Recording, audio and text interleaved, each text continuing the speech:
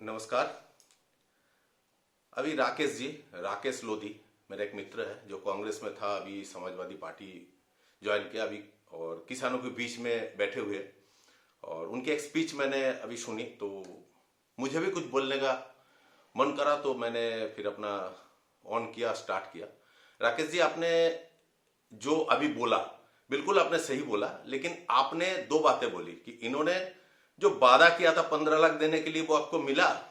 दूसरी बात है कि 2 करोड़ नौकरी की जो वादा किया था वो आपको मिला।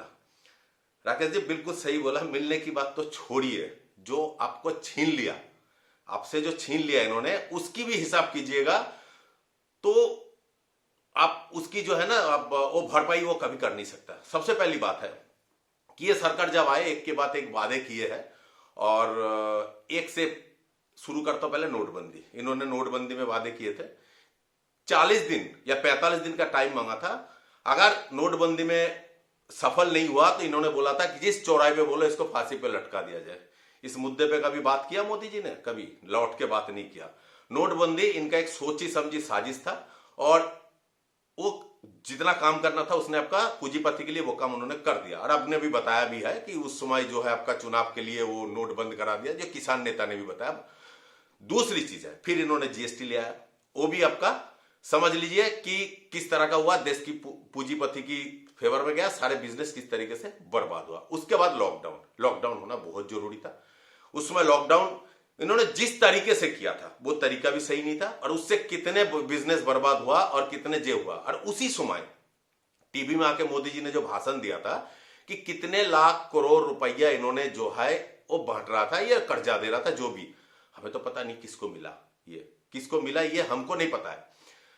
अब मैं आ जाता हूं अभी का जो किसान कानून के ऊपर, जो इन्होंने भी स्पीच देना है, मैंने उनके भी स्पीच सुना, जोगी जी की भी सुना।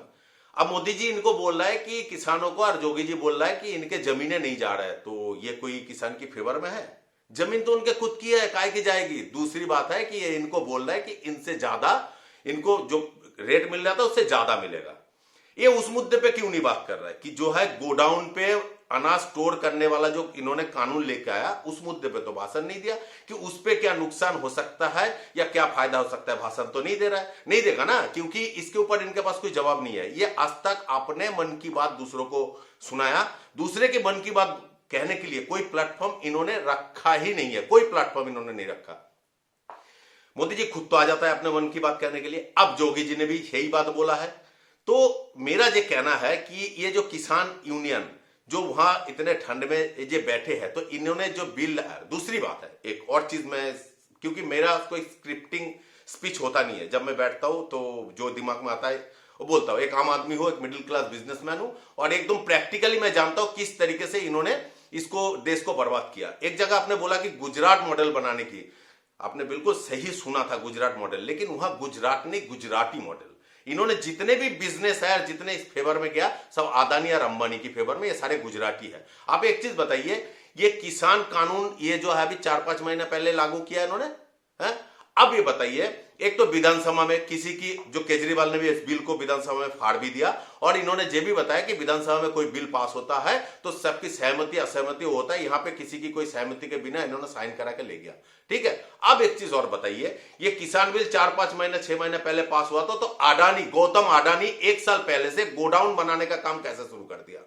1 साल पहले अंबानी ने बिग बाजार में अपना पार्टनरशिप कैसे ले, बिग बाजार को उसमें शेयर कैसे लेने चालू कर दिया? इनको कैसे खबर हो गया इस तरह का बिल आएगा?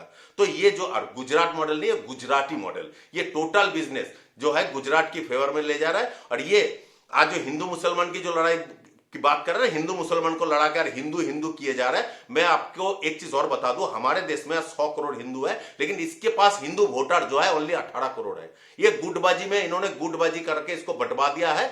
इसीलिए, नहीं तो अगर हम आज भी एकजुट हो जाए, सारे पार्टी जो सही, हम एकजुट हो जाए तो हम इनको जवाब दे सकते हैं। ये आज पश्चिम बंगाल में आए हैं अपना राजनीति करने, और इनको बता रहा है कि ये नहीं दे रहा है, वो नहीं दे रहा है। हम किसी पार्टी की, हम पर्टिकुलर, हम अगर आज के डेट में ये बोलता है ना कि अब मोदी जी के विपक्ष में क्यों बोलते हैं, इसीलिए बोलते हैं क्योंकि मोदी जी कुर्सी में बैठे हैं, छीनने का काम मोदी जी कर रहा है। तो हम राहुल को बोलेगा, राहुल जी कुर्सी पे तो बैठे नहीं है, तो हमें मोदी जी को ही हम बोलेंगे कि वो हमारा छीना है। और मैं तो गारंटी दे रहा हूं कि मैं मोदी जी के साथ, मेरे को 5 मिनट डिबेट करने दे। मैं मोदी जी मेरी बात के अगर जवाब दे पाए तो मैं बीजेपी को जिंदगी भर की समर्थक बन जाऊंगा। मोदी जी जिस तरीके से काम कर रहे हैं, इस देश में आने वाले समय में, जैसे इंडिया में ईस्ट इंडिया कंपनी था, यहाँ अदानी और अंबानी के अलावा कोई बिजनेसमैन इस इंडिया में नहीं रहेगा। ओनली अदानी और अंबानी इस देश में टिका रहेगा, और ये सरकार भी अदानी अंबानी चलाएगा। सारे जो बिल आता है सब इनके फेवर में जाता है। तो आज के लिए मैं इतना ही कहूंगा, और फिर आगे मैं फिर बैठूंगा। अगर लोधी जी आप जो काम कर रहे हो बहुत अच्छा कर रहे हो, और मैं आपके साथ पूरी तरह से हूं।